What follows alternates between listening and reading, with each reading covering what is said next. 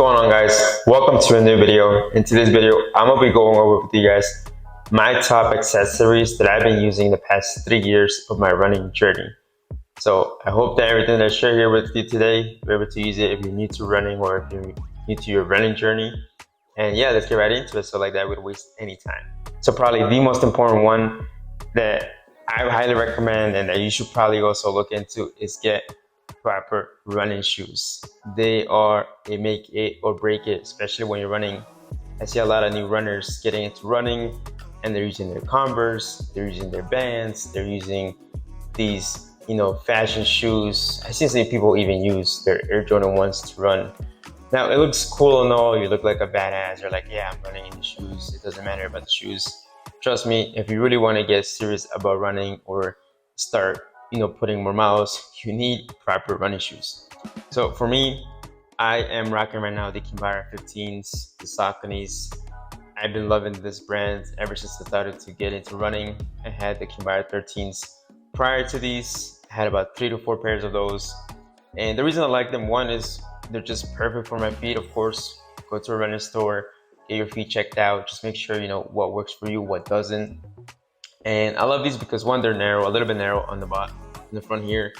But again, they just fit my feet perfectly. They're right for my size. And I actually ordered a new pair of these as well, just because I was like, I need 2 pairs. So always have daily trainers, especially for your easy runs, just for your everyday runs, just to make sure that you have something good for your feet, like that it doesn't mess up your knees or ankles. That's why a lot of people tend to suffer from injuries, right? Like shin splints, and their calves start to hurt, their knees start to hurt, and it's because they don't really have proper running shoes. So always get proper running shoes, have daily trainers. And that brings me to my next one, which will be having proper race day shoes. So for these ones, I do have the Addy Zero Pro, as you guys saw in my previous video. These will be my race day shoes. You always want to have a race day shoe, specifically for race day. Obviously, you want to break into them. Again, the reason for it is because these, like I mentioned, they have rods. But a lot of the times, the race day shoes, most of them have carbon plate. They're just going to help you, one, if you're trying to go faster, just give you more of a cushion on the bottom of your foot, so like that they don't get tired out as much. So always have daily trainer, race day shoe. You don't have to break the bank on these. You don't have to have more than 2 to 3 pairs. 2 to 3, I think, should be good enough, especially if you're starting out. You don't want to, again, break the bank. Side note, for these ones on Amazon, they're really cheap. Go for $80 to $90. That's why I go for this brand, because they're always on sale and I always get 2 pairs, 2 to 3 pairs, and it just lasts me for long. I also suggest putting between 200 to 300 miles on your daily runners, and then probably on your race day shoes about 150 to 200, just because they start wearing out at the bottom after same mileage and you want to avoid injuries. So the second thing, we're having a good lasting running watch. So currently I am rocking the Garmin Forerunner 245 and had this since I started my running journey about 3 years ago. It's still good for me. I think the only thing that I had to change was the wristband or the strap, and I think I ripped that at Moab. But besides that, it's still a good watch. It still holds perfect. Like, it tracks everything I need to do, tracks my sleep, tracks my mileage, my VO2, my heart rate. Now again, the heart rate and the VO2 compared to an actual test, it might not be the same, but it's around there. So it's almost there, like 99%. I think it matches what the tests say, maybe a little bit less, but still, it's still good for me. So always have a good running watch. Now the reason you always want to have a good running watch is because you always want to make sure, one, it tracks your miles and your runs, right? Obviously, when you go for it, 5 mile, 6 mile, 7 mile run, you want to make sure that you're able to see those miles and are able to track correctly. And secondly is it shows obviously your heart rate, where you were at, especially when you're new to running or you're training for a marathon. You want to make sure that you're staying between that zone 2 heart rate. But definitely don't use your phone to track your runs. Probably not the best idea, especially if you're getting into marathon prep or even a half marathon prep, just because your phone is never really going to track exactly what you're running. So always invest in a good running watch. You don't have to break the bank and go for, the Garmin Phoenix 8 Pro. You could just stick with something, and they're actually going to sell a lot of times on Amazon if you want to check that out. And that brings me to my second point, is having a heart rate monitor. Now this one's an optional. This is just for me. You don't need it. If you want to, it's definitely beneficial, especially if you really want to track your zone 2 runs and your heart rate. So I always use this, especially on my easy runs and sometimes on my track sessions, just because I want to make sure that I'm tracking exactly where my heart rate is at. Like that, I'm able to use those numbers for my workouts and see where my fitness is at. Again, it's very optional. You don't have to, get one if you don't need to break the bank, but it's always highly recommended, especially when tracking your heart rate. Move on to the next thing will be investing in a hand water bottle or a flask. So this is the Nathan 14-ounce flask. It is probably the most game-changing thing I have ever invested my money into.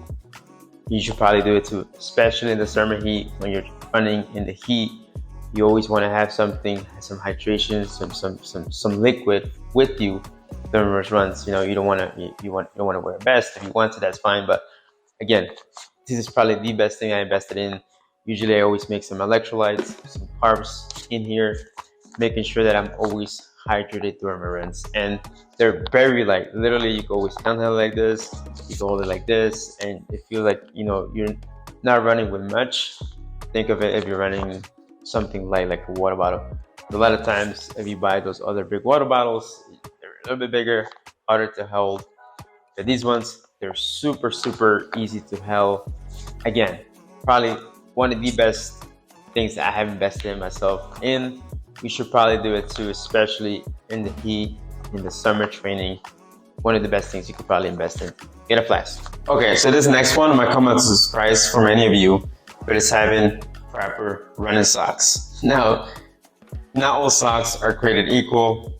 I remember when I first started running, I was using my regular Nike socks, and yeah, they messed up my feet on my first marathon when I wore them. I remember the kind were just rubbing against my feet.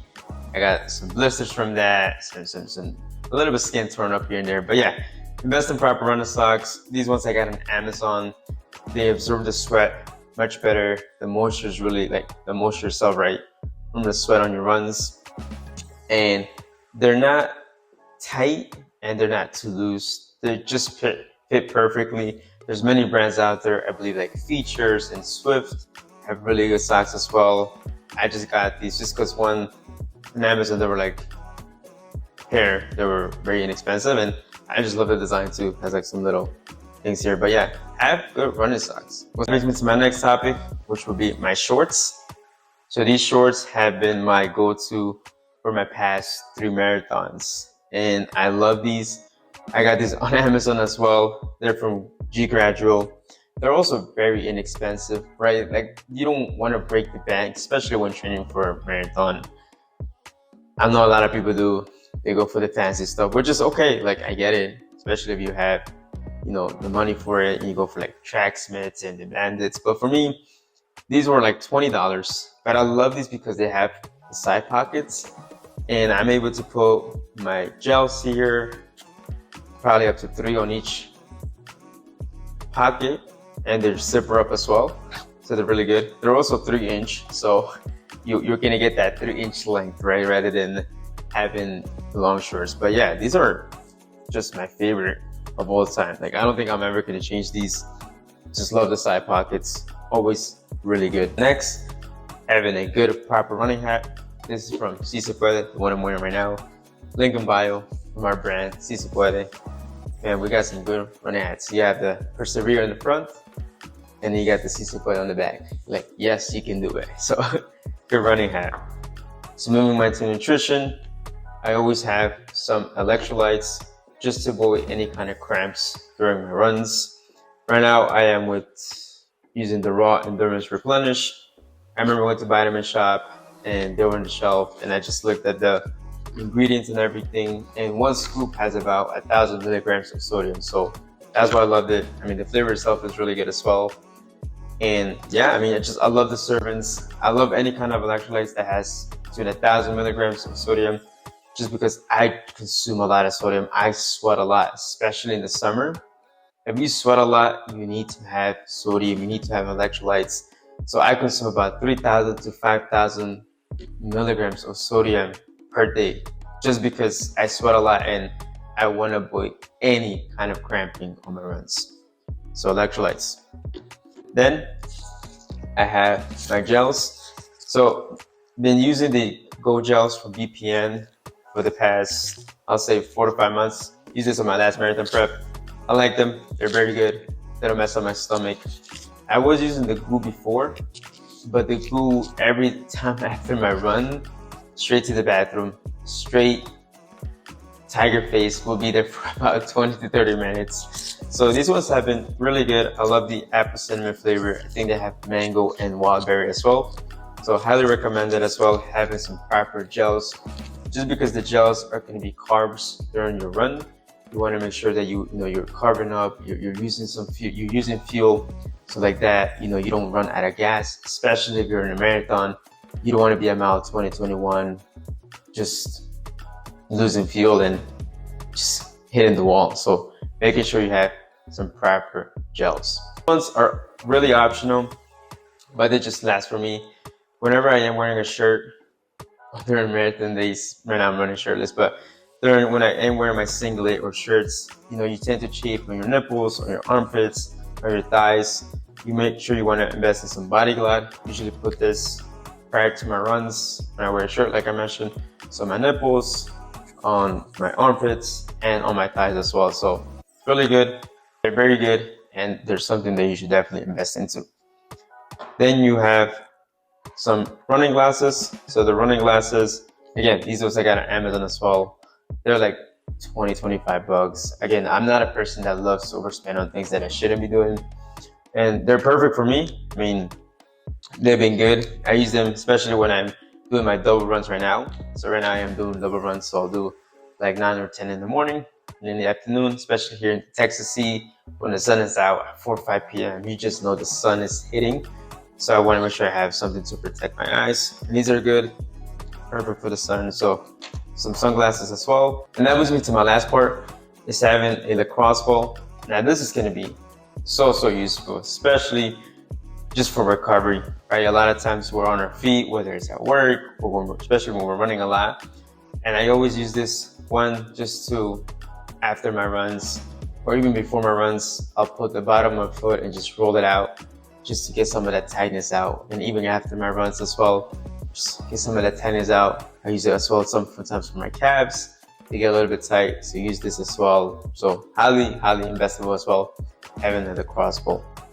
And yeah, pretty much this is all my accessories or all my running gears that I usually use, especially when building up to a marathon and especially within this sub 245 marathon prep that I am on. So I hope this helps each one of you. If you want to put in the comments below and share which one's your favorite, or something that maybe I miss, or something that you use that maybe I don't tend to use and I'd love to try it out, put it in the comments below. I'll try to link all these things on the Amazon link. I don't know if it's going to allow me to, but I'm going to try and link all these things that I'm using. Again, super affordable. You don't have to break the bank. You don't have to wear all that fancy stuff. If you wanted that, you could.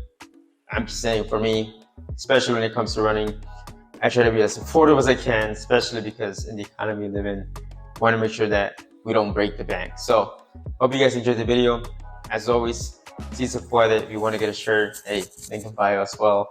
Come support the brand as we're building a hydration drink. See you guys in the next video. Peace.